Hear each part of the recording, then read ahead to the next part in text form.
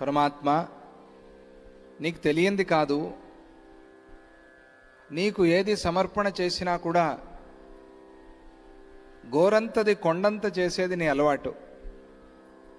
స్వామిజీ వారు ఒక కీర్తనలో స్వల్ప సమర్పణ మాత్రాద్ గురుతర బాధాశమన పాపహర అని కీర్తన చేస్తారు. స్వల్ప సమర్పణ మాత్రాత్ గురుతర బాధాశమన పాపహర. స్వల్పమే మనం ఇచ్చేది, కానీ వేడుకునేది ఇంత. అది మన అలవాటు. భక్తులు, ఒక అతను మహానుభావుడు ప్రార్థన చేశాట, మొక్కుకున్నట్ట, నా ఈ కష్టం పోగొడితే 108 కాయలు కొడతాను అని ప్రార్థన చేశాట. సరే, బాగుంది, మంచిదే, మొక్కు బాగానే ఉంది, కష్టం తీరింది.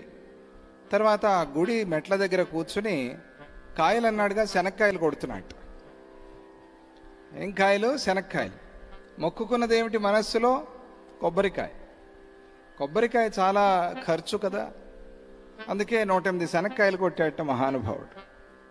అలా ఉంటే భక్తి తప్పు కదా. కానీ మనం ఏ స్వల్పం ఇచ్చినా కూడా భగవంతుడు దానికి మెచ్చి మనకి అనల్పమైన అనంతమైన ఫలాన్ని ఇస్తాడు. స్వల్ప సమర్పణ మాత్రాత్ గురుతర బాధాశమన పాపహర. చాలా పెద్ద కష్టాలు కూడా నువ్వు పరిహారం చేస్తావు అని ఆ కీర్తనలో స్వామిజీ వారు గానం చేస్తారు.